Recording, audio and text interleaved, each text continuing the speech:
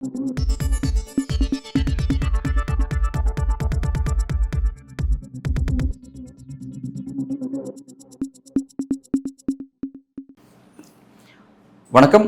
இந்த நேர்காணலில் நம்முடன் அரசியல் பேச மூத்த பத்திரிகையாளர் திரு பிரியன் அவர்கள் இணைந்திருக்கிறார். சார் வணக்கம்.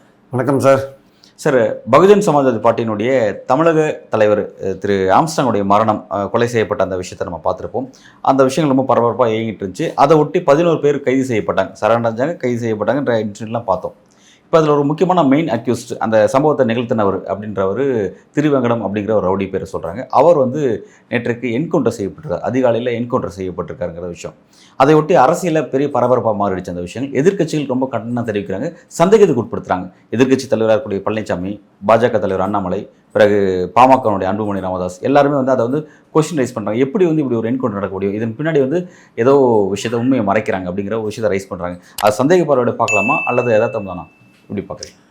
இல்லை, என்றைக்குமே இந்த மாதிரி ஒரு ரவுடிகள் என்கவுண்டர் பொதுமக்கள்கிட்ட 2 விதமான எண்ணத்தை ஏற்படுத்தும். ஒன்று, போலீஸ் காவலில் இருக்கிற ரவுடி எஸ்கேப் ஆகும்போது அவன் போலீஸ்காரனை தாக்க முயன்றான், சுட முயன்றான், வெட்ட முயன்றான் அப்படின்ற போது போலீஸ் தற்காப்புக்காக அவனை என்கவுண்டர் பண்ணுறாங்க. அந்த என்கவுண்டரை சில பேர் வரவேற்பாங்க. ரவுடியெல்லாம் இப்படி தான் போட்டு தரணும், கரெக்ட் தான்ப்பா. இப்போ கூட சென்னை போலீஸ் கமிஷனர் அருண் பதவி ஏற்றணும்னு என்ன சொன்னார்? ரவுடிகளுக்கு அவர்கள் புரிகிற லாங்குவேஜ்லேயே நாங்கள் பதில் சொல்லுவோம். அவங்களுக்கு புரிகிற லாங்குவேஜ் என்கவுண்டர் தான் போல் இருக்கு. லாங்குவேஜ் தான் என்கவுண்டர் லாங்குவேஜான்னு சந்தேகப்பட வேண்டியதாக இருக்குது. ஸோ அதை மாதிரி இருக்கும்போது இன்னொரு பகுதி என்ன நினைக்கும்னா, இந்த ஒரு பகுதி ரவுடியை போட்டு தள்ளுறது கரெக்டுன்னு ஒரு சில மக்கள் நினைப்பாங்க. அது பெரும்பாலும் வலதுதாரிகள் தான் அப்படி நினைப்பாங்க. ஆனால் ஆம்ஸ்ட்ராங் கேஸில் வலதுதாரிகள் வேறு மாதிரி நினைக்கிறாங்க. இன்னொரு பகுதி மக்கள் எப்படி நினைப்பாங்கன்னா, போலீஸ் இதை வேணும்னே பண்ணியிருக்காங்க அப்படின்ற, இது ஒரு மனித உரிமை மீறல். இது அவனை சட்டத்தின் முன்னாடி நிற்க வைக்கணுமே தவிர, நீங்கள் இந்த போலீஸ் சொல்கிற அந்த கதையெல்லாம், என்கவுண்டர் கதையெல்லாம் நம்ப வேண்டாம், அவங்க போட்டு தள்ளிட்டாங்க அப்படின்ற அந்த ஒரு பாயிண்ட்டும் மக்கள்கிட்ட இருக்குது. 2 விதமான விஷயமும் மக்கள்கிட்ட இருக்குது. ஆம்ஸ்ட்ராங் கொலை ஒரு அதிர்ச்சி தரத்தக்க ஒரு கொலைன்றது சந்தேகம் இல்லை. அந்த கொலை அதுக்கு பின்னாடி அரசியல் காரணம் இல்லை என்பது தெரிகிறது. ஏதோ தனிப்பட்ட பழிவாங்கல் காரணமாக இருக்கிறது. ஏன்னா இப்போ பகுஜன் சமாஜ் பார்ட்டி தமிழ்நாட்டில் பெரிய ஒரு கட்சியும் கிடையாது. ஆம்ஸ்ட்ராங்கும் ஒன்றும் பெரிய தலைவர் சொல்ல முடியாது. வடசென்னை பகுதியில், வடசென்னை அந்த திருவள்ளூர் பகுதியில் கொஞ்சம் ஃபேமஸாக இருந்தார், அவ்வளோதான். அதனால் அரசியல் ரீதியான கொலைக்கான வாய்ப்புகள் ரொம்ப ரொம்ப குறைவு. அவரை பற்றி 2 பக்கம், ஒரு நாணயத்துக்கு 2 பக்கம் மாதிரி நல்லவர்னு ஒரு விஷயம் இருக்குது, வேற ஒரு மாதிரி விஷயங்களும் அவரை பற்றி பேசிகிட்டு இருக்கு. ஸோ அந்த வேறு மாதிரி விஷயங்களில் தான் இந்த கொலை தொடர்பான விஷயங்கள்லாம் வரதை நம்ம பார்க்குறோம் நம்ம. அதனால் இந்த 11 பேர் 8 பேரை முதல்ல அரெஸ்ட் பண்ணாங்க. அவங்க சரண்டர் ஆனாங்களோ அரெஸ்ட் பண்ணாங்களானே ஒரு சந்தேகம் இருந்தது. சரி, சரண்டர் ஆனாங்களோ அரெஸ்ட் பண்ணாங்களோ மாட்டின்ட்டாங்க. அப்புறம் 3 பேரை பிடிச்சாங்க, 11 பேரை பிடிச்சாங்க. பிடிச்சி போலீஸ் காவலில் எடுத்து விசாரிக்கும்போது தான் நீங்கள் சொல்கிற இந்த திருவேங்கடம் என்பவர் அவரை சில ஆயுதங்கள், நாட்டு வெடிகுண்டுகள்லாம் மறைச்சி வச்சுருக்காரு அப்படின்னு, நான் புயல் பகுதியில் மறைச்சி வச்சுருக்கேன் அங்கே அப்படின்னு சொல்லி கூட்டின்னு போயிருக்காங்க. காலங்காத்தால, நேற்று காத்தால அங்கே கூட்டின்னு போன இடத்துல போகிற வழியில் மாதவரம் பக்கத்தில் எனக்கு யூரின் போகணும் ஏதோ சொல்லியிருக்காரு. அதை இறக்கி விட்டுருக்காங்க. உடனே அவர் தப்பிச்சுட்டு ஓட்டார் அப்படின்றது தான் போலீஸ் தியரி. அப்புறம் ஒரு பெரிய போலீஸ் படை தேடி இருக்கு. தேடி இருந்தது அவர் மணலியில் நாட்டு வெடிகுண்டு வச்சிருக்காருன்னு போயிருக்காங்க. அப்புறம் பார்த்தீங்கன்னா புழல் பக்கத்தில் வெஜிடேரியன் நகர்னு ஒன்று இருக்கான். அந்த நகரில் ஏதோ ஒரு ஐசோலேட்டட் ஏரியாவில் ஒரு ஷெட்டுக்குள்ளே இருந்திருக்காங்க. இவங்க போலீஸ் போன போது அவன் என்ன பண்ணிருக்கான், கை துப்பாக்கியால், நாட்டு துப்பாக்கியால் சுட்டிருக்கான். இவங்க அதை சரண்டர் சொல்லியிருக்காங்க. அவன் கேட்கல, தொடர்ந்து சுட்டிருக்கான். உடனே இவங்க சுட்டுட்டாங்க. போலீஸ் சுட்டதில் அவன் இறந்து போயிட்டாங்க. அதான் என்கவுண்டர் நடந்திருக்கு. அந்த சமயத்தில் போலீஸுக்கும் அந்த திருவேங்கடத்துக்கும் தான் அங்கே என்ன நடந்ததுன்னு தெரியும். வேறு யாருக்குமே தெரியறதுக்கான வாய்ப்பே கிடையாது. இது ஸ்டோரியாக இருக்குது. இது போலீஸுடைய சொல்கிற விஷயங்கள். இது ஆக்சுவலாக நமக்கு என்ன சந்தேகம் வருதுன்னா, அவன் மணலியில் நாட்டு வெடிகுண்டுலாம் பதுக்கி வச்சிருக்கேன்னு சொன்னவன் திடீர்னு மாதவரத்தில் தப்பிச்சு ஓடி புழலில் வெஜிடேரியன் நகரில் ஒரு ஷெட்டில் துப்பாக்கி கையில் வச்சிருக்கு. துப்பாக்கி அங்கேயே மறைச்சி வச்சிருக்கான். அதை அவன் போலீஸுக்கு சொல்லவே இல்லைன்னு நினைக்கிறேன். அவங்க அப்போ துப்பாக்கி விஷயங்கள் இந்த கேங்கு கிட்ட துப்பாக்கி இருந்திருக்குன்றது நமக்கு தெரியுது. அவன்கிட்ட அப்போ துப்பாக்கி எப்படி வந்தது? அந்த 10 பேர்த்தையும் துப்பாக்கி இருக்கா? அப்போ அந்த 10 பேர் ஆளுக்கு துப்பாக்கி வச்சுருந்தாங்களான்னு தெரியல. இனிமேல் தான் போலீஸ் விசாரிக்கணும். அப்போது இவன் போலீஸ்க்கு மணலியில் நாட்டு வெடிகுண்டு பதுக்கி வச்சிருக்கேன்னு சொன்னவன் புயலில் ஒரு ஷெட்டில் போயிட்டு துப்பாக்கி எடுத்து சொல்கிறாங்கன்னா, அப்போ அவன் எந்தெந்த இடத்துல இந்த குரூப்பு ஆயுதங்கள்லாம் பதுக்கி வச்சிருக்கின்றதை இவங்க கண்டுபிடிக்கணும். இனிமேல் தான் அது யார் யார் போய் எங்கெங்கே கூட்டமே எப்படி கண்டுபிடிக்கும். இதுக்கு என்கவுண்டராக இருக்க வெளில வந்தது. அந்த மீதி இருக்கிற அந்த குற்றம் சாட்டப்பட்டவர்களை பல இடங்களுக்கு போலீஸ் கூட்டிகிட்டு போயிருப்பாங்க. நமக்கு தெரியாதுல்ல, ஏதோ சம்பவம் நடந்தாலும் தெரியும், அது வரையும் தெரியாது நமக்கு. இது நடந்ததுனால வெளில தெரியுது ஆக்சுவலாக. அப்போ அந்த 10 பேரும் வெவ்வேறு விதமான ஆயுதங்கள், துப்பாக்கிகள்லாம் எங்கெங்க மறைச்சு வச்சிருக்காங்கலாம் நமக்கு தெரியாது. அது இனிமேல் இன்வெஸ்டிகேஷன் முடிஞ்சு சார்ஜ் ஷீட் ஃபைல் பண்ணும்போது அது பல விஷயங்கள் தெரிய வரும் நமக்கு. இன்வெஸ்டிகேஷன் இல்லை கோர்ட்டில் வந்து வாக்குமூலங்கள்லாம் வரும்போது நமக்கு தெரிய வரும். ஸோ இப்போ வந்து பார்த்தீங்கன்னா இந்த திருவேங்கடம் வந்து 11 பேரில் ஒருத்தர் இறந்து போயிட்டதுனால இந்த அண்ணாமலை போன்றவர்கள் வந்து என்ன சொல்கிறாங்க, இல்லை இது வந்து சிபிஐ விசாரிக்க வேண்டிய விஷயம், இதில் வந்து சில திமுக நிர்வாகிகள் கூட குற்றஞ்சாட்டப்பட்டவரோட படம் எடுத்துருக்காங்கன்னு அண்ணாமலை சொல்கிறார். சரி, அவர் சொல்கிறத நம்ம எடுத்துக்கலாம். அண்ணாமலை முதல்ல அந்த டெத்தை போய் பார்த்துட்டு துக்கம் விசாரிச்சுட்டு வெளில வந்தோடனே அவர் ஒரு கேள்வி கேட்குறாங்க. இந்த மாதிரி இந்த விஷயத்தில் ஆருத்ரா சம்மந்தப்பட்டிருக்கு, பாஜக 261 ரவுடிகள் இருக்காங்களாமே, அவங்க பேரில் 1977 கேஸ் இருக்குன்னு சொல்கிறாரு இவர், செல்வ பிரதிநிதி சொல்கிறாருன்னு கேட்டதுக்கு அண்ணாமலை என்ன சொன்னார், அண்ணாமலை அதுக்கு நியாயமான ஒரு போலீஸ் ஆஃபீஸராக தான் என்ன பதில் சொல்லிருக்கணும், ஆமாங்க போலீஸ் தீவிரமாக விசாரிக்கட்டும், உண்மை குற்றவாளியை கண்டுபிடிக்கட்டும், யார் தவறு செஞ்சாலும் அவங்கள சட்டத்தின் முன்னாடி நிற்க வைக்கட்டும், அது ஆருத்ராவாக இருந்தாலும் சரி வேறு யாராக இருந்தாலும் சரி, இதுக்கு பின்புலம் ஆருத்ராவிலேருந்து ஆரம்பிக்கிறாங்கன்னா அதையும் பார்க்க வேண்டியதான்னு சொல்கிறது தான் ஒரு போலீஸ் ஆஃபீஸர், ரிட்டையர் ஆன போலீஸ் ஆஃபீஸருடைய நியாயமான பதிலாக இருக்க முடியும். அதை விட்டுட்டு செல்வ பிரதிநிதி மேலே பாயிறாரு, நீ ஒரு ரவுடி, நீ ஒரு ஹிஸ்ட்ரி ஷீட்டர், நீ உன் மேலே கொலை வழக்கு இருக்குது, அது இதுன்னு அப்படி பாயிறார். உங்கள் பாஜக 261 பேர் மேலே வழக்கு இருக்குது, அது பட்டியல் போட்டிருக்காங்க, அவங்களுக்கெல்லாம் பதவி கொடுத்து வச்சிருக்கீங்கன்ற அந்த கேள்விக்கு பதில் கிடையாது. ஆருத்ரான்ற விஷயத்துக்கு ஆருத்ரான்ற பேரையே அண்ணாமலை உச்சரிக்க மாட்டேங்கிறார். ஆருத்ராலேருந்து தான் இந்த விஷயங்கள் வருதுன்னு சொல்கிறாங்க. அதாவது ஆருத்ரா 2400 கோடி ரூபாய் பொதுமக்கள் பணத்தை மோசடி பண்ணியிருக்கான் சார், 50 பேர் டெபாசிட் பண்ணவன் இறந்து போயிருக்கான். அப்படி இறந்து போனதில் வந்து பார்த்தீங்கன்னா இந்த மோசடி பண்ணதில் இதோட கிங் பின்னா இருக்கிற ராஜசேகரன் துபாயில் தலைமுறையாக இருக்கான். அவனை அங்கேருந்து இங்கே கொண்டுறதுக்கு தமிழ்நாடு பொருளாதார போலீஸ் பிரிவு போராடின்னு கிடக்கு. இதுக்கு வந்து மத்திய அரசு, வெளியுறவுத்துறையும் ஹோம் அஃபேர்ஸ் இருக்குல்ல, அவங்களும் உதவி பண்ணணும். ஏன் கிடையாது, அவங்க கிட்ட உதவி செய்ய கிடைக்கல, அவனை பாதுகாக்கிறாங்க மகாதேவன். இங்கே ஹரீஷ், ஆர்கே சுரேஷ்னு பல பேர் அடிபடுதீங்க, எல்லாமே பாஜகவோட தொடர்பு பண்ணுறவங்க. அந்த பணத்தை, அந்த ஆருத்ரா பணத்தை அந்த டெபாசிட் பண்ணவங்க போய் ஆம்ஸ்ட்ராங்கிட்ட சொல்லும்போது அவரை போய் ஆருத்ராவில் போய் கேட்டு வாங்குறாரு, ஒவ்வொருத்தருக்கும் வாங்கி தராரு. அதில் வாங்கி தரதுல அவர் ஏதோ கமிஷன் வாங்கிட்டாருன்னு ஒரு பேச்சும் இருக்குது. அதில் ஏதோ லாபம் பார்க்காத பண்ண மாட்டாங்க அரசியல்வாதிகள், ஏதோ பண்ணுறாங்க வச்சுக்கோங்க. அது அவங்களுக்கு ஒரு கட்டத்தில் ரொம்ப சுமையாக போய் ஆற்காடு சுரேஷ்ட சொல்கிறாங்க, இவர் ரொம்ப தொந்தரவு பண்ணுறாரு, ஆளுங்கள்லாம் கூட்டு வந்து பணத்தை வாங்குறாரு. உடனே இவரை போட்டு தள்ளுறதுக்கு அவங்க ட்ரை பண்ணுறாங்க. உடனே இவர் வந்து அவங்க நோக்கத்தை புரிஞ்சுட்டு இவர் போய் முதல்ல ஆற்காடு சுரேஷை போட்டு தள்ளுறாரு. அதுதான் நடக்குது ஆக்சுவலாக வந்து. அதுக்கு முன்னாடி ஆற்காடு சுரேஷ், அதுக்கு முன்னாடி இன்னொரு கொலை நடக்குது. ஆம்ஸ்ட்ராங்குடைய ஃப்ரெண்டு ஒருத்தர் தென்னரசு, பாம் சரவணனோட தம்பி தென்னரசு, அவன் பகுஜன் சமாஜ் ஏதோ இது இருக்கான், மாவட்ட தலைவர் ஏதோ இருக்கான்.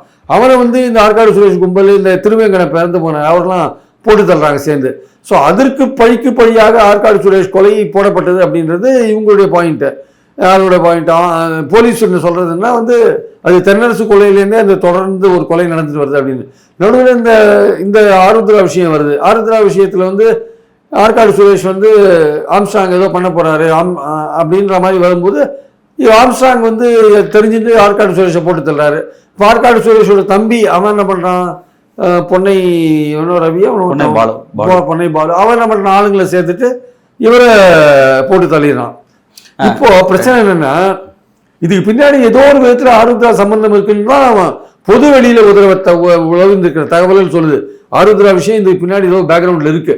அப்போ போலீஸோடைய கடமை என்னவா இருக்க முடியும், இது எப்படி ரைஸ் ஆச்சு, யாரு, அப்போ இந்த கும்பல் இருக்குல்ல 11 பேர் வந்தாங்களே, இவங்களுக்கும் ஆருத்ராலேருந்து யாராவது அவங்களை தூண்டி விட்டாங்களா, ஆருத்ராவுக்கும் இதுக்கு ஏதாவது சம்மந்தம் இருக்கா, ஆற்காடு சுரேஷ் ஏன் கொலை செய்யப்பட்டான், அது ஆருத்ரா விஷயங்கள் ஏதாவது இருக்கா, இல்லை உண்மையிலேயே ஆம்ஸ்ட்ராங் போய் ஆருத்ராவில் போய் பணத்தெல்லாம் வாங்கி டெபாசிட் கொடுத்தது வந்து அவங்களுக்கு இரிட்டேட் ஆகிட்டாங்களா, என்ன ஏது, இந்த ஆம்ஸ்ட்ராங் கொலையை தூண்டி விட்டது யாரு, இவங்க சரணடைஞ்சவங்களுக்கு அந்த தென்னரசு கொலையோட தொடர்ச்சி தானா, இல்லை வேற ஏதாவது இந்த ஆருத்ரா மோட்டிவ் இருக்கா இல்லையா, இந்த உண்மை விஷயங்கள்ல அண்ணாமலை சொல்ற மாதிரியே திமுக ஆட்கள் யாரோ நிர்வாகிகள் சில பேர் அந்த குற்றஞ்சாட்டு படம் எடுத்திருக்காங்க, அது யாரு என்ன ஏது அதையும் விசாரிங்க வேணாம்னு சொல்ல. நம்மளுடைய பாயிண்ட் என்னன்னா, அண்ணாமலை வெறும் திமுக ஆட்கள் படத்தை காமிச்சு சிபிசிஐடி கேட்கறது அர்த்தம் இல்லை, ஆருத்ரா விஷயத்தையும் சேர்த்து பாருங்கன்னு நம்ம சொல்றோம். Right sir, okay. இன்னொரு விஷயம், இன்னொரு விஷயம் என்னன்னா, இப்போ சிபிசிஐடி என்கொயரி நடந்துட்டு இருக்கு, நீங்க சிபிஐ கேட்குறீங்க அண்ணாமலை, நான் கேட்குறேன் இதில் சப்போஸ் உண்மையிலேயே ஆருத்ரா சம்மந்தப்பட்டிருக்குன்னா, இது பாஜக ஆட்கள் சில பேர் ஆருத்ராவோட தொடர்பில் இருக்காங்கன்னா சிபிஐ ஒழுங்காக விசாரணை நடக்குமா, சிபிஐ விசாரணை மட்டும் ஒழுங்காக இருக்குமா, சிபிஐ வந்து பொள்ளாச்சி மாணவிகள் இந்த செக்ஸ் ஸ்கேண்டலில் இதுவரையும் விசாரணை என்ன முன்னேற்றத்தை கண்டிருக்கு, ஸ்டெர்லைட் துப்பாக்கி சூழலில் சிபிஐ விசாரணை என்ன முன்னேற்றத்தை கண்டிருக்கு, சாத்தான தந்தை மகன் விஷயத்தில் என்ன சிபிஐ என்ன விசாரணை பண்ணிட்டு என்ன கண்டுபிடிச்சது, இன்னும் கேஸ் ஓடிட்டு இருக்கு. குறிப்பாக பொள்ளாச்சி பெண்கள் பாலியல் விஷயத்தில் சிபிஐ என்ன ஒரு ஹெட்வே பண்ணியிருக்கு, என்ன வந்து கண்டுபிடிச்சிருக்கு, எந்த அளவுக்கு அந்த கேஸை முன்னுக்கு கொண்டு போயிருக்கு. நீங்கள் திருப்பி சிபிஐன்னு சொன்னால் என்ன அர்த்தம்? ரெண்டாவது, இந்த கேஸை எப்படி சிபிஐக்கு கொடுக்க முடியும்? இதில் ஆருத்ரா ஃபேக்டர்னு ஒன்று இருக்கிற வரையும் இதை சிபிஐக்கு கொடுத்தீங்கன்னா இது வந்து ஒழுங்கான விசாரணை நடக்குமா? இப்போது நீட் கேஸே நடக்குது சார், அதில் சிபிஐ நடத்துறதெல்லாம் உண்மையான குற்றவாளிகளை பிடிக்கிறாங்கன்னு நீங்க சொல்லுவீங்களா? Right sir. அது மத்திய அரசுடைய முறைகேடுகள், அதில் நீட் முறைகேடுகள் இருக்கு. அது நீட்டை வந்து நடத்தணுன்றது மத்திய அரசோட பாயிண்ட். அதில் வந்து குற்றவாளிகள்லாம் உண்மை குற்றவாளிகள்லாம் பிடிக்கிறாங்களா சிபிஐன்னு ஒரு சந்தேகத்தை கிளப்பினா அண்ணாமலை பதில் சொல்லுவாரா? புரியுது சார். இப்போ வந்து நீங்கள் வந்து இந்த விஷயத்தினுடைய அடுத்த கட்ட விஷயத்தை நோக்கி டெப்த்தாக நீங்கள் போயிடுங்க. இப்போ ஆர்வத்தில் சம்மந்தப்பட்டிருக்குது, அதில் அண்ணாமலையோட ஸ்டாண்ட் என்ன, அண்ணாமலை கொஸ்டின் ரைஸ் பண்ணுறது அப்படின்ற மாதிரி இதை நீங்கள் உங்களோட பாயிண்ட் நீங்கள் வைக்கிறீங்க. அதுக்கு முன்னாடி அதுக்கு போகிறதுக்கு முன்னாடி நான் என்ன சொல்ல வரோம்னா, இப்போ இந்த விஷயத்தை பொறுத்த வரைக்கும், என்கவுண்டர் நடந்த விஷயத்தை பொறுத்த வரைக்கும் இப்படி தான் வந்து ஒரு விசாரணை நடக்குமா? ஒரு குற்றச்சாட்டப்பட்டிருக்க ஒரு நபர் அவர் வந்து விசாரணைக்கு கூட்டு போடும்போது அவர் வந்து எந்த விதமான கையில் வந்து காப்பு எதுவும் போடாமல், விலங்குகள் எதுவும் போடாமல் எப்படி அவர் வந்து இந்தளவுக்கு கேர்லெஸ்ஸாக ஹேண்டில் பண்ணுவாங்க அப்படிங்கிற ரொம்ப அழகாக எதிர்க்கட்சி தலைவர் பழனிசாமி கரெக்டாக கொஸ்டின் வச்சிருக்காரு. அது இப்படி தான் வந்து ஒரு போலீஸ் விசாரணை இருக்குமான்ற ஒரு கேள்வி இருக்குது. இதன் மூலமாக தான் இது இன்னும் சந்தேகம் வலுப்புறது. ஏன்னா இப்போ இந்த விஷயத்துக்கு முன்னாடி ஒரு நாள் முன்னாடி தான் அந்த சிசிடிவி காட்சியில் வெளியிடுறாங்க, என்னென்ன நடந்துச்சு எப்படி நடந்துச்சு அந்த சிசிடிவி காட்சி வெளியிடறாங்க. இவ்வளோ நாள் வெளியிடல, இப்போ வெளியிடறாங்க. அதுக்கு அடுத்து அது வந்து இந்த என்கவுண்டருக்கு அப்புறம் தான் வெளியிடுறாங்க. அதில் வந்து இந்த 11 பேர் எப்படி அதில் சம்மந்தப்பட்டிருக்காங்கன்னு இந்த வீடியோவில் காமிக்கிறாங்க ஆக்சுவலாக. ஓகே, அது காட்டுறாங்க. இப்போ என்னன்னா அந்த விஷயமே அந்த சம்பவம் நடந்தப்போவே சம்பவம் நடத்துறது வேற, சம்பவம் செஞ்சது வேற, பட் அக்யூஸ்ட் ஆகிறவங்க வேற அப்படின்னு சொல்லிட்டு திமுக கூட்டணியில் இருக்கக்கூடிய திருமாவளவனே கொஸ்டின் ரைஸ் பண்ணாருங்கிறத பார்த்தோம். பலரும் அதை தான் வச்சாங்க. அவங்க அந்த சிசிடிவி காட்சியெல்லாம் பார்க்கும்போது பார்த்தீங்கன்னா ஒரு நபர் தெரியல, அது யாருன்னு தெரியல. அந்த நபர் எடுத்து பேர் போட்டு இவர் தான் அவருன்ற மாதிரி அந்த சிசிடிவி காட்சி இருக்கு, கிளியர்டா இல்லை.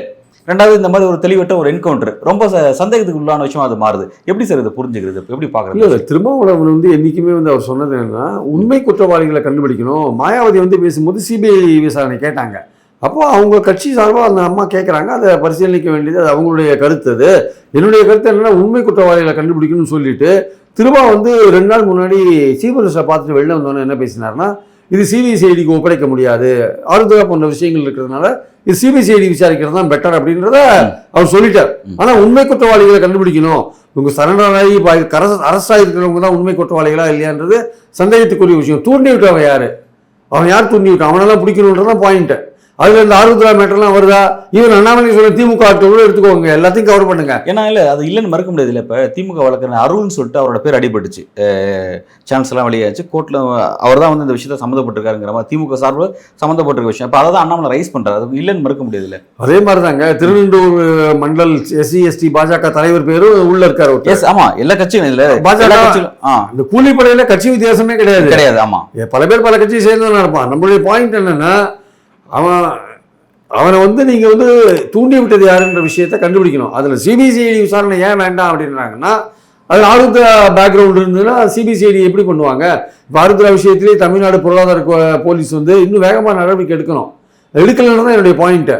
அப்போது இந்த விஷயத்தை இன்னும் இதோடு லிங்க் பண்ணி பார்க்கும்பொழுது, பொதுவாக பொதுமக்கள் மத்தியில் இந்த பேச்சு அடிபடும் போது எல்லாரும் பேசும்பொழுது, அப்போ போலீஸ்க்கு வந்து ஒரு கடமை இருக்குல்ல, ஆருத்ராவுடைய ரோல் என்ன, அதுலேருந்து யாராவது தூண்டி விட்டாங்களா, இந்த 2 கொலைகளுக்கும் காரணம் ஆருத்ரா விஷயம் தானா, இல்லை அதுக்கு முன்னாடி இந்த தென்னரசோட தொடர்ச்சியாது, இது பல விஷயங்கள் இருக்கு. ஆற்காடு சுரேஷோட ஃப்ரெண்டு பாம் சரவணன், அவருடைய மனைவியோ காதலியோ ஒரு அம்மா இருக்காங்க, மகாலட்சுமி, அவங்க பாஜகவோட சிந்தனை பிரிவில் இருக்காங்களாம். ஆற்காடு சுரேஷோட காதலி ஒரு அம்மா இருக்காங்க, அந்த அம்மா வடசென்னையில மகளிர் அணியில அஞ்சலின்னு ஏதோ சொல்றாங்க. இந்த மாதிரி இப்போ கைதான ஒருத்த வந்து பாஜக ஆளா இருக்கான். இதுல பார்க்கும்போது அப்ப ஆருத்ரா என்ற விஷயம் வந்து இதுல ஏதாவது இருக்கா? அவங்க ஏன்னா பாஜக ஆளுங்கன்னா ஆருத்ரா சம்மந்தப்பட்டிருக்காங்க. ஹரிஷ் இவங்க எல்லாம் வந்து RK சுரேஷ்லாம் பாஜகவோட தொடர்பு உள்ளவங்க. அதனாலதான் வந்து சிபிசிஐடி விசாரணை வேண்டாம். ரெண்டாவது வந்து இந்த மாதிரி என்கவுண்டர்லாம் சார் எல்லாம் இது என்கவுண்டர் கிராஸ் கேள்வி ஒன்று வச்சிருப்பேன். இப்போ நீங்கள் டெப்த் ஆர்வத்தில் அப்போ அதை ஒட்டி அப்படியே விஷயங்களை நீங்கள் பயணிக்கிறீங்க. இப்போ என்னோட விஷயம் என்னன்னா, இந்த என்கவுண்டரோட சந்தேகம் தான், அதை தான் நான் வந்து மையமாக வச்சு என் கேள்வி நான் வச்சுட்டு இருக்கேன். என்கவுண்டர் வந்து இப்படி ஒரு விஷயம் நடந்திருக்கேன், அந்த குற்றவாளிகள் எல்லாமே, குற்றம் சாட்டப்பட்ட நபர்கள் எல்லாருமே நீதிமன்றத்தினுடைய காவல் கட்டுப்பாட்டில் இருக்கவங்க. அப்படி இருக்கும்போது இப்படி ஒரு விஷயத்தை நீதிமன்றத்தினுடைய காவல் விஷயத்தையே மாறி, சட்டத்தினுடைய விதியை மாறி இப்படி ஒரு என்கவுண்டர் பண்ணிட முடியுமா?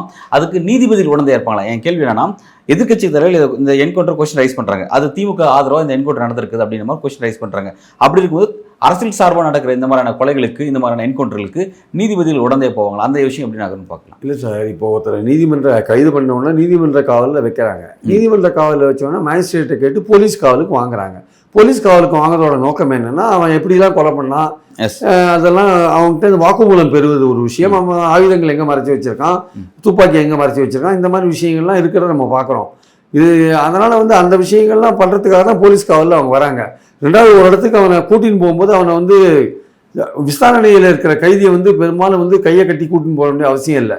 அவன் வந்து அன்லஸ் வந்து ரொம்ப கிரேவ் மரண சார்ஜில் வந்து இது கிரேவ் மரணம் தான் அது. ஆனால் வந்து போலீஸ் வந்து நார்மலாக வந்து கையை வந்து கட்டி தான் கூட்டிகிட்டு போவாங்க. ஆனால் அவன் இயற்கை உபாதை போகணும்னு சொல்லும்போது கையை கட்ட அவுத்து விடுறதுக்கான வாய்ப்புகள் நிறையா இருக்குது.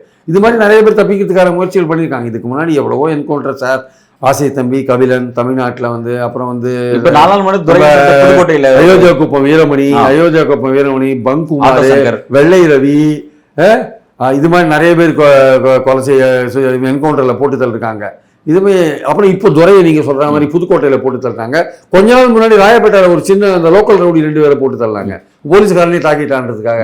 இந்த மாதிரி நிறைய விஷயங்கள் நடக்குது. ஆனால் இது என்கவுண்டர்ன்றது வந்து போலீஸ்க்கு வந்து ரொம்ப சங்கடமான ஒரு விஷயம். நம்ம நினைக்கிற மாதிரி, சில பப்ளிக் நினைக்கிற மாதிரி போலீஸ் சுலபமாக போட்டு தள்ளிட்டாங்க, கதை முடிஞ்சுது அப்படின்னா அது கிடையாது ஆக்சுவலாக.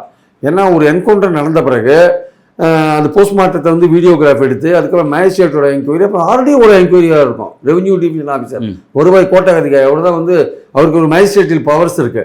அவர் வந்து இதை என்கொயரி பண்ணுவார். அப்புறம் நேஷனல் ஹியூமன் ரைட்ஸ் கமிஷன் உள்ளே வரும். அவன் மனித உரிமை மீறல் அது இதுன்னு சில கேஸ்லாம் ஓடும். இதெல்லாம் வந்து ரொம்ப வருஷம் இழுத்துன்னு போகும். போலீஸ் ஆஃபீஸர் ரிட்டையர் ஆகும்போது பிரச்சனை வரும். வெள்ளத்துறைக்கு இப்போ பிரச்சனை வந்து தெரியுமா? அது மாதிரி ஒரு கேஸ் தான். அவர் என்கவுண்டர் ஸ்பெஷலிஸ்ட் தான் அவரை வந்து அமுதா வந்து நிறுத்தி சஸ்பெண்ட், அந்த கடைசி நாளில் சஸ்பெண்ட் பண்ணிட்டாங்க. ஆமாம் ஆமாம். அப்புறம் அது வந்து குயமுறை நல்லா ஆல்ரெடி அவர் நேர்மையான போலீஸ் ஆஃபீஸர், அவர் மேலே ஒரு கேஸ் பெண்டிங்காக இருக்குது என்கவுண்டரில். இந்த மனித உரிமை கமிஷன் கேஸ் இது ஒன்று பெண்டிங்காக இருக்குது. அதனால தான் அவரை அமுதா வந்து அஃபிஷியல் படி சஸ்பெண்ட் பண்ணாங்க. அப்புறம் வந்து அவர் நியாயமான ஆஃபீஸர், நல்ல ஆஃபீஸர் வேணும்னா சிஎம்ஏ தலையிட்டு சரி பண்ணாங்க. அப்புறம் அவரை நார்மலாக ரிட்டையர் ஆகி விட்டாங்க வச்சுக்கோங்க. இன்னும் அவருக்கு அந்த ஃபைனல் செட்டில்மெண்ட்லாம் அந்த கேஸ் இதாக முடிஞ்சால் கொடுப்பாங்க. அது நமக்கு நிறைய பேருக்கு தெரியாது, அதெல்லாம் உள்ளே நடக்கும். அதெல்லாம் பாயிண்ட் என்னன்னா, ஒரு போலீஸ் ஆஃபீஸருக்கு என்கவுண்டர்ன்றது வந்து சுலபமான விஷயம் இல்லை. அந்த என்கவுண்டர்ன்றது பெரிய தலைவலி அவருக்கு ஆக்சுவலாக. ஸோ அன்லெஸ் அவங்க உயிருக்கு ஏதாவது பிரச்சனை வந்தாலே தவிர அவங்க துப்பாக்கி எடுத்து சொல்ல மாட்டாங்க. அவங்களுக்கு ஏதாவது பிரச்சனை. இது வந்து நம்ம பல திரைப்படங்களில் பார்த்துருக்கோம் சார், எப்படி விஷயம் நடக்குது அப்படிங்கிறது. படத்தில் ஒவ்வொரு விஷயத்தையும் சமுதாயம் நடக்கிற விஷயம் தான் பிரதிபலிக்கிறாங்க அப்படிங்கிற மாதிரி அதுக்கான ஒரு வாதம் வைக்கப்படுது. ஓகே, ஏன்னா எதிர்கட்சி தலைவர் நம்ம எல்லாத்தையும் எதிர்கட்சி தலைவர் வரிசை பண்ணுறாங்க. பாமகலேருந்து, பாஜகலேருந்து, அதிமுகலேருந்து அவங்க தான் கொஸ்டின்ஸ் ரைஸ் பண்ணுறாங்க. எப்படி இந்த விஷயம்லாம் அவ்வளோ சாதாரண நடக்குது அப்படிங்கிற மாதிரி. அப்போ சட்டம் ஒழுங்கு சீர்கழிவு இருக்குது அப்படின்னா அதை மறைப்பதற்கு, அதை மூடி மறைக்கிறது இதுதான் வழியா? இப்போ இந்த விஷயத்தில் யாரெல்லாம் தப்பிக்கிறாங்க அப்படிங்கிற ஒரு ஜெனியூனான கொஸ்டின் தானே வைக்கிறாங்க. அது அந்த கொஸ்டினில் இருக்க நியாயத்தை நம்ம பார்க்க வேண்டியது இருக்கு. இல்லை, எதிர்கட்சிகள் கேட்கறது நியாயமான விஷயம் சார். நான் உங்ககிட்ட முதலே ஆரம்பிக்கும் போது என்ன சொன்னேன், என்கவுண்டரை பற்றி 2 விதமான ஒப்பீனியன் மக்கள்கிட்ட இருக்கும். ஒரு வலதுசாரிகள்னா கிட்டத்தட்ட என்ன பண்ணுவாங்க, ரைட்டு ரவுடியெல்லாம் அப்படி தான் ஒழிக்கணும்னு வருவாங்க. இன்னொரு பகுதி மக்கள் இது போலீஸ் போட்டு தள்ளிட்டாங்க அப்படின்னு அந்த இடத்துல இருப்பாங்க. இப்போ இந்த மாதிரியான பொலிட்டிக்கலி சென்சிட்டிவ் கேசஸில் ஒருத்தர் வந்து இது மாதிரி இறக்கும் பொழுது நிறைய சந்தேகங்கள் வரதான் செய்யும். அது யாரும் தடுக்க முடியாது. அதுக்கு தான் சொல்கிறோம் நம்ம டீட்டெயில்டான விசாரணை தேவைன்றோம். பட் இந்த விஷயத்தில் ஒரே ஒரு ஒரு எஸ்கேப்பிங் பாயிண்ட் என்ன இருக்குன்னா, இது வந்து 11 பேர் இதில் மாட்டியிருக்காங்க. அதுதான் அந்த போலீஸ் நேற்று அந்த கேசட்டை வெளியில் விட்டுருக்காங்க வீடியோவை. அந்த 11 பேரில் ஒருத்தன் இறந்து விட்டான். பட் 10 பேர் மீதி இருக்கான். இது ஒரு கூட்டு செய்தியிலே வச்சுக்கலாமே. இந்த கூட்டு செய்தியில் 10 பேர் மீதி இருக்கிறதுனால கண்டிப்பாக உண்மையை வெளியில் கொண்டு வந்துட முடியும். இந்த ஒத்த இறந்து போனதுனால வந்து உண்மையை வெளியே வராத போயிடாது. 10 பேர்கிட்ட விசாரிக்கும் போது அவங்க என்ன கூட்டு சதி பண்ணாங்க, இறந்தவங்க உட்பட எப்படி கூட்டு சேர்ந்து சதி பண்ணான்றத அந்த 10 பேர்ல எல்லாருமே சொல்ல போறாங்க. அதுல ஒன்றும் பிரச்சனை கிடையாது. நம்மளுடைய பிரச்சனை என்னன்னா, அந்த 10 பேர் சொல்றதும் உண்மை குற்றவாளிகள் அடையாளம் காட்டுறதா இருக்கணும் நம்மளும் சொல்றோம் நம்ம ஆக்சுவலா. அதாவது அண்ணாமலை சொல்ற மாதிரி வெறும் திமுக ஆட்களோட அந்த குற்றஞ்சாட்டப்பட்டவங்க போட்டோ எடுத்துட்டாங்க. அதுவும் திமுக ஏதோ கீழ்மட்ட நிர்வாகிகள் சொல்றாரு. அதே மாதிரி பாஜகவுடைய கீழ்மட்ட நிர்வாகி மண்டல தலைவராக மாட்டிட்டு இருக்கான். ஆனால் இதில் மோராலாக இந்த ஆருத்ரா போன்ற விஷயங்கள் இருக்கிறதுனால தான் நம்ம சிபிஐ என்கொயரியை அது பாரபட்சம் எப்படி நடக்கும், நியாயமாக நடக்குமான ஒரு சந்தேகத்தை கிளப்புறோம். மற்றபடி இந்த என்கவுண்டர் வந்து நிச்சயமாக மக்கள் மத்தியில் ஒரு சந்தேகத்தை கிளப்பியிருக்கின்றது. எதிர்கட்சிகள் வைக்கிற அந்த குரல் இருக்கல, அவங்க குரல், அதை வந்து யாரும் நம்ம வந்து தவறுன்னு சொல்ல மாட்டோம். ஏன்னா இதே இடத்துல திமுக இன்னைக்கு இருந்தா கூட திமுக இதே மட்டும் தான் பேசுவாங்க. நீங்க போட்டு தள்ளிட்டாங்க, உண்மையை மறைக்கிறதுக்காக போட்டு தள்ளிட்டாங்க, உண்மை குற்றவாளிகளை மறைக்கிறதுக்காக போட்டு தள்ளிட்டாங்க அப்படின்லாம் கூட சொல்லலாம். அது இயல்பான விஷயம் தான். அப்படின்னா இப்ப ஆளுங்கட்சியோட ரெஸ்பான்சிபிலிட்டி என்ன சார்? ஆளுங்கட்சியோட ரெஸ்பான்சிபிலிட்டி என்ன பண்ண முடியும்? அவங்க வந்து இந்த 10 பேர் இருக்கிற 10 பேர் விசாரிச்சு இதுல இருந்து வந்து இதுக்கு பின்னாடி யாராவது வேற யாராவது இருக்காங்களா என்ன ஏதுன்னு பார்த்து அதை வந்து கோர்ட்ல வந்து சப்மிட் பண்றதுனா உண்மையான ஆளுங்கட்சியோட வேலையா இருக்க முடியும். ஸோ இந்த 10 பேர் இருக்கிறதுனால இந்த ஒருத்தர் மட்டுமே கொலை பண்ணா, ஒரு ஆளை கொலை பண்ணா, அவரை என்கவுண்டர் பண்ணிட்டாங்கன்னா தான் ஒன்றும் இல்லாத கதை முடிஞ்சிடும். ஆக்சுவலா இது அப்படி இல்லை, 10 பேர் இருக்கான். ஸோ 10 பேர் இருக்கிறதுனால ஈஸியாக வந்து விஷயங்களை உண்மைகளை கொண்டுற முடியும். ஆனா அந்த என்கவுண்டர்ன்றது போலீஸ்க்கு வந்து ஒரு ரொம்ப சங்கடமான ஒரு விஷயம். ஆக்சுவலா அந்த சம்பந்தப்பட்ட போலீஸ் ஆபீசர்லாம் வந்து ரொம்ப நாளைக்கு வந்து பல விசாரணைகளை சந்திக்க வேண்டிய அவசியம் வரும். அது சங்கடமான விஷயம் காவல்துறைக்குன்னு சொல்றீங்க. ஆனா அந்த இன்சிடென்ட்ஸ் வந்து தொடர்ச்சி நடந்துட்டு தான் இருக்கு. நடந்துதான் இருக்கு. ஆனா அதுல பாதிக்கப்படுறவன் ரவுடிகளா இருக்கிறதுனால அது ஒரு பகுதி மக்களால் வர ரவுடிகள் தானா அப்படின்ற ஒரு கேள்வி இருக்குல்ல. ஒரு அவங்க ரவுடிகள் தானா அப்படின்ற ஒரு கேள்வி இருக்கு. ரவுடி இவன் மேல 3 கொலை குற்றம் இருக்கு திருவேங்கட மேல. அதுல இருக்கிற எல்லார் பேர்லயும் எல்லா குற்றமும் நிறைய இருக்கு. இப்போ துரை மேலே எவ்வளவு குற்றம் இருக்கு, புதுக்கோட்டை எடுத்தா இல்லையா? அதே மாதிரி நீங்க எந்த ரவுடியாவும் எடுத்துக்கோங்க. அது அந்த மங்க் ரவி எடுத்துக்கோங்க, வெள்ளகுமார் எடுத்துக்கோங்க, அயோத்தியா குப்பம் வீரமணியை எடுத்துக்கோங்க, எல்லார் மேலேயும் கேஸ் இருக்க தானே செய்யுது. அது மாதிரி அதனால வந்து இப்போ இது வந்து இந்த மாதிரி எஃபெக்ட் இல்லை சார். அப்போ ரவுடிகள் தான் அப்படின்ற ஒரு விஷயத்த காவல்துறை உறுதிப்படுத்துதுன்னு வச்சுக்கோமே. அப்போ ரவுடிகளை டீல் பண்ணுறதுக்கு அதுதான் வழி, வேற சட்டம் அப்படிங்கிற விஷயம் அது மட்டுமே வழி கிடையாது சார். அவங்கள வந்து இந்த மாதிரியான விஷயங்களை நடக்காத பார்த்துட்டு அவங்கள உண்மையிலேயே சாட்சியங்களோட சட்டத்தின் முன்னாடி நிறுத்தி தண்டனை வாங்கி தரணும். அப்படி அந்த இடத்துல காவல்துறை தோத்துருது. அதனால இந்த மாதிரி காவல்துறை இந்த இடத்துல கோட்டை விட்டுட்டு ஒரு விஷயம் சொல்றீங்கல்ல, அவனை வந்து ஜாக்கிரதையா கூட்டின்னு போக வேண்டிய காவல்துறை கோட்டை விட்டுட்டு இருந்தா உண்மை. அவன் வந்து நான் வந்து அங்க போறேன், இங்க போறேன், இயற்கை மரணத்துக்கு போறேன், இது இயற்கை உபாதை கழிக்க போறேன், அதெல்லாம் சொன்னா கூட அவன் எப்படி போனாலுமே அவன் வந்து ஒரு திறந்த வெளியில ஓடுறான் சார். அவன் ஓடி இருக்கான். அது இன்னும் பெரிய ஒரு அடர்த்தியான ஒரு பாரிஸ் மாதிரி ஒரு நெருக்கடியான ஏரியாலாம் கிடையாது. சென்னையோட மாதவரம் வந்து கொஞ்சம் ஓரளவுக்கு ரொம்ப நெருக்கடியான ஏரியா கிடையாது. நீங்க அந்த இடத்துல அவன் வந்து தப்பிக்கிறான்னா நீங்க வந்து அவன் தப்பிச்சு ஒரு 1 hour 1.5 hours கழிச்சு தான் நீங்க வேற ஒரு ஏரியாவில் அவனை பிடிக்கிறீங்க. நீங்க மணலியை நோக்கி போறீங்க, மாதவரத்தில் அவன் தப்பிக்கிறான், அவனை பிடிக்கிறது வந்து புழல் பக்கத்தில் வெஜிடேஷன் நகரில் பிடிக்கிறீங்க. ஸோ இந்த லிங்க் எல்லாம் அவன் பிடிக்கிறவன் வந்து அவன்கிட்ட துப்பாக்கி இருக்குன்னு உங்களுக்கு அது ஷாக். அது ஆக்சுவலாக அவன்கிட்ட அப்போ வந்து அங்கே ஒரு இடத்துல அவன் மறைச்சி வச்சிருக்கான்னு தெரியுது. அதை போய் அவன் கரெக்டாக எடுத்திருக்கான். ஒரு பறந்த வெளியில அவன் தப்பிச்சு போறதுக்கு நீங்க வந்து அப்போ ஒருத்தனை கூட்டின்னு போகும்போது எவ்வளவு ஜாக்கிரதையா நீங்க கூட்டின்னு போகணும். இது போலீஸ் ஃபெயிலியர் தான். போலீஸோட ஃபெயிலியர். அவன் போலீஸோட ஃபெயிலியருக்கு அப்புறம் அவங்க போய் மாட்டினா அவன் இவ்வளவு சுட வந்தான், இவங்க சுட்டான்றது வேற விஷயம். அதனால தான் சொல்றேன் போலீஸ்க்கு வந்து இது ரொம்ப இந்த மாதிரியான பிரச்சனை போலீஸ் ஃபெயிலியர்னு சொல்லி சொன்னாலுமே போலீஸ் இந்த விஷயத்தை அட்ரஸ் பண்ணாது. எப்படி ஆளுங்க அரசு திமுக அரசு தான் வந்து காவல்துறை மந்திரி ஸ்டாலின் தான் வந்து இதுக்கான பதில் சொல்லி ஆகணும் அப்படின்ற இடத்துக்கு வரும்போது அது ஒரு பொலிட்டிக்கல் ப்ரெஷரா மாறுது. இல்ல சப்போஸ் இப்போ அசம்பிளி நடந்ததுன்னா வந்து உடனே பதில் சொல்லுவாரு ஸ்டாலின். இப்போ அசம்பிளி நடக்காதனால அவர் பதில் சொல்ல மாட்டார். இனிமேல் வந்து போலீஸ் அதிகாரிகள் தான் பதில் சொல்லுவாங்க. அதனால வந்து இல்லை ஒரு அஃபிஷியலாக ஒரு ஸ்டேட்மெண்ட் கூட விடலாம், நாளைக்கு அவர் விடலாம். ஆனால் அடிப்படையான விஷயம் என்னன்னா போலீஸ் வந்து அவனை கூட்டிட்டு போனதுனால தப்புன்னு நான் சொல்ல மாட்டேன். அவன் எங்கே ஆயுதங்கள் வச்சிருக்கான்னு காமிக்கிறதுக்கு கூட்டின்னு போகிறது போலீஸோட கடமை. அந்த சாட்சியங்கள்லாம் கலெக்ட் பண்ணணும். அதுக்காக தான் அவனை கூட்டின்னு போயிருக்காங்க.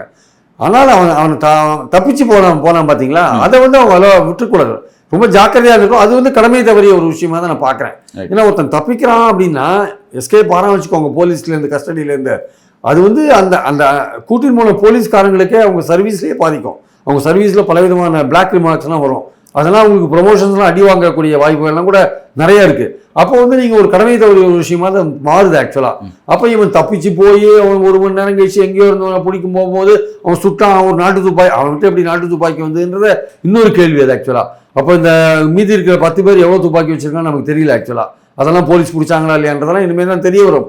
அதனால இவரை இந்த கூட்டின் போனது ரைட்டு, கூட்டின் போனவனு தப்பிச்சு போற அளவுக்கு விட்டது தப்பு. அதுல எந்த விதமான இதுவும் கிடையாது. ஆனா இவங்க நினைக்கிற மாதிரி அரசியல் ரீதியா இந்த விஷயத்தை நம்ம டீல் பண்ண வேண்டிய அவசியம் இல்லை.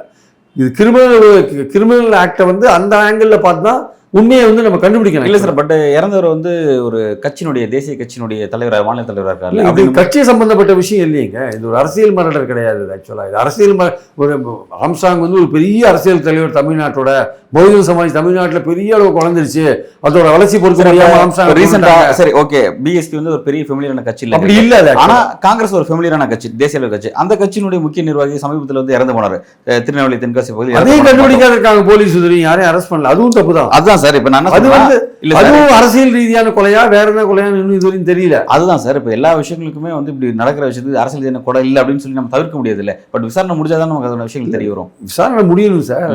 விசாரணை வந்து நியாயமான விசாரணையா இருக்கணும். அண்ணாமலை கேட்கற மாதிரியான விசாரணை நியாயமா போய் முடியுமான்றது நமக்கு சந்தேகமா இருக்கு. ஏன்னா அதுல அப்படிப்பட்ட விஷயங்கள்லாம் அடிபடுறதுனால அண்ணாமலை கேட்குற விசாரணை இல்ல இப்ப இந்த விஷயத்தை சரியான அணுகுமுறையா தெரியல ஆக்சுவலா. இப்ப இந்த ஆம்ஸ்ட்ராங் விஷயத்தை பொறுத்த வரைக்கும் திமுக அரசு தங்கள்கிட்ட இருக்க அந்த கடமையை வந்து அதை விட்டொழிக்கிறது, அந்த விஷயத்துல இருந்து தனி எஸ்கேபிசம் ஃபாலோ பண்றதுக்காக இது வந்து ஒரு அரசியல் ரீதியான கொலை கிடையாது, இது வந்து ஒரு தனிப்பட்ட ஒரு என்ன சொல்றது ஒரு ரவுடிகள் நடந்த கொலை அப்படின்ற மாதிரி தான் இந்த விஷயத்தை பிராண்ட் பண்ண பார்க்கறாங்க. திமுக கவர்மெண்ட் சொல்ல வேண்டிய அவசியமே இல்லை. இது இந்த கிரைம் எல்லாம் திமுக ஸ்போக் பர்சன் ஆம்ஸ்ட்ராங் ஃபாலோ பண்ற எல்லாருக்கும் தெரிஞ்ச விஷயம் தான். என்ன வடசென்னையில என்ன நடக்குது, எப்படி நடக்குதுன்னு எல்லாருக்குமே இந்த ஆம்ஸ்ட்ராங் என்கிற ஒரு தலைவர் அவரை பத்தின விஷயங்கள்லாம் போலீஸ் சொல்லி தான் எல்லாருக்கும் தெரியணும் அவசியம் இல்லை. வடசென்னையில போய் நீங்க யார் கேட்டாலுமே சொல்லுவாங்க உங்களுக்கு என்ன நடக்குது. ரைட் சார், பட் இறந்துட்டார் சார், இறந்ததுக்கு அப்புறம் இறந்துட்டார், அதுதான் அதிர்ச்சியான விஷயம். அவர் கொலை பண்ணது அதிர்ச்சியான விஷயம் சார், அதுல எந்த விதமான டவுட்டும் அது கண்டிக்கத்தக்கது. போலீஸ் வந்து இன்டெலிஜென்ஸ் ஃபெயிலியர் எல்லாமே கரெக்டா. போலீஸ் வந்து இன்ஃபேக்ட் பார்த்தீங்கன்னா ஒவ்வொரு ஏரியாவில் இருக்கிற அரசியல் தலைவர்கள் அவங்களுடைய பாதுகாப்பு எப்படி இருக்குது, அவங்களுக்கு யாரால் அவங்களுக்கு ஆபத்து இருக்குது, இதெல்லாம் போலீஸ் மானிட்டர் பண்ணி அந்த தலைவர்கிட்ட சொல்லணும். சார் உங்களுக்கு ஒரு செக்யூரிட்டி ரிஸ்க் இருக்குது சார், ஜாக்கிரதையாக இருந்துக்கோங்க சார், லைஃப் ரிஸ்க் இருக்குது சார் அப்படின்னு சொல்லணும். அதை இவங்க ஆம்ஸ்ட்ராங் சொல்லியிருக்கணும். அவ்வளோ சொன்னாங்களா இல்லையா, சொன்னாங்கன்னு சொல்கிறாங்க ஒரு சமயம், இல்லை சொல்லியிருக்க மாட்டாங்கன்றாங்க. இதில் என்ன நடந்ததுன்னு தெரியாது. ஆனால் சொல்லியிருக்க வேண்டியது அவர் கடமை, அவரும் ஜாக்கிரதையாக இருக்க வேண்டியது அவரோட கடமை. அவருக்கு பலவிதமான எதிரிகள் இருந்திருக்காங்கன்றது தெரிஞ்ச விஷயம். அதனால வந்து இந்த திமுக கவர்மெண்ட்டுக்கு இது திமுகவுக்கு இவங்க ஒன்றும் போட்டி கிடையாது சார். திமுக என்கிற கட்சிக்கு இவங்க ஒன்றும் போட்டி கிடையாது. திமுகவில் இருக்கிற தனிநபருக்கு ஒன்றும் ஆம்ஸ்ட்ராங் வந்து போட்டியாளராக அங்கே இருக்கிற மாதிரி தெரியல. அதனால வந்து இந்த கொலை வந்து நிச்சயமாக அரசியல் ரீதியான ஒரு கொலையாக இருக்கிறதுக்கான வாய்ப்புகள் இல்லை. அதனால தான் சொல்ல இது வேற எதுவும் ஒரு அவர் ஆம்ஸ்ட்ராங்கோட இன்னொரு பக்கம் இருக்கிறதுனால அந்த பக்கத்தில் நடந்த ஒரு விஷயமா தான் நம்ம பார்க்கணும். சரிங்க சார், இப்போ வந்து அந்த மாதிரி அப்படி பார்க்கும்பொழுது நீங்கள் ஆரம்பத்தில் இந்த விஷயத்தில் ஆருத்ரா சம்மந்தப்பட்டிருக்கு அப்படின்னு சொல்லும்போது இதை வந்து சிபிஐ விசாரிக்க கூடாது, ஏன்னா ஆருத்ரால பாஜக நிறைய பேர் சம்மந்தப்பட்டிருக்கு, அதெல்லாம் விசாரிக்கப்படுன்ற வாதத்தை நீங்கள் வைக்கிறீங்க. நான் என்ன கேட்குறேன்னா, சரி அப்படி வந்து இதில் ஆருத்ரா விவகாரத்தில் பாஜக சம்மந்தப்பட்டிருக்கு அப்படின்னா அந்த விஷயம் நாளைக்கு இப்போ இந்த ஆம்ஸ்ட்ராங் மர்டருங்கிறது சட்ட ஒழுங்கு சீர்கேடு அப்படின்ற அடைப்பில் திமுக பெரும் பிரச்சனையாக மாறுது. திமுக தான் அந்த பிரச்சனையை ஃபேஸ் பண்ணுது. அப்படின்னும் போது ஆருத்ரா சம்மந்தப்பட்டிருக்கு, ஆருத்ரா பாஜக தான் சம்மந்தப்பட்டிருக்கான்ற விஷயத்தை திமுக எக்ஸ்போஸ் பண்ணலாமே, ஏன் திமுக, ஏன்னா சிபிசிஐடி தான் அதை விசாரிச்சுட்டு இருக்கு ஆருத்ரா விவகாரத்தை, தமிழ்நாடு காவல்துறை குற்றப்பிரிவு போலீஸ் கட்டுப்பாடு தான் இருக்கு. அவங்க அதை விஷயத்தை எக்ஸ்போஸ் பண்ணி எங்களுக்கு இதுக்கு சம்மந்தம் கிடையாது, ஆருத்ரா விஷயத்தில் பாஜக தான் சம்மந்தப்பட்டிருக்கு, இப்போ பாஜக பதில் சொல்லலாம்னு சொல்லிட்டு அரசியல் ரீதியான நெருக்கடி திமுக அப்படி ஏற்படுத்தலாமா, ஏன் திமுக அமைதியாக இருக்கு? முதல்ல வந்து போலீஸ் வந்து இதில் வந்து ஒரு கான்கிரீட்டான இன்வெஸ்டிகேட் பண்ணணும் சார். தமிழ்நாடு பொருளாதார போலீஸ் ஆருத்ரா விஷயத்தில் இன்னும் தீவிரமான ஒரு நடவடிக்கை எடுத்த மாதிரி எனக்கு தெரியல. நிறைய பேர் அவங்க யார் அரெஸ்ட் பண்ணுறாங்க பார்த்தீங்கன்னா லோக்கலில் இருக்கிற பிரான்ச் மேனேஜர் இந்த மாதிரிலாம் அரெஸ்ட் பண்ணுறாங்க. பெரிய தலையை விடுறாங்க, பெரிய தலையை பிடிங்க முதல்ல. அந்த பெரிய தலையை நம்ம பேரெல்லாம் சொல்லக்கூடாது, பெரிய தலையை பிடிங்க, பிடிச்சி கேளுங்க இந்த கொலைகளில் வந்து யார் தூண்டி விட்டாங்களோ அந்த மாதிரி ஆண்கள் இருக்கான்னு பாருங்க. போலீஸ் தான் டிசைட் பண்ணணும். ஆனால் வந்து இதை வந்து ஆளுங்கட்சியாக இருக்கிறதுனால அவங்களுக்கு ஒரு பொறுப்பு இருக்குது. எதிர்கட்சியாக இருக்கிறவங்க என்ன வேணால் வந்து பழி போடலாம் ஆளுங்கட்சி மேலே. பட் ஆளுங்கட்சி ஒரு விஷயத்த சொல்கிறதுனா அது வந்து ஃபுல்லாக ப்ரூஃப் இருக்கும்போது தான் சொன்னால் தான் சரியாக வரும்.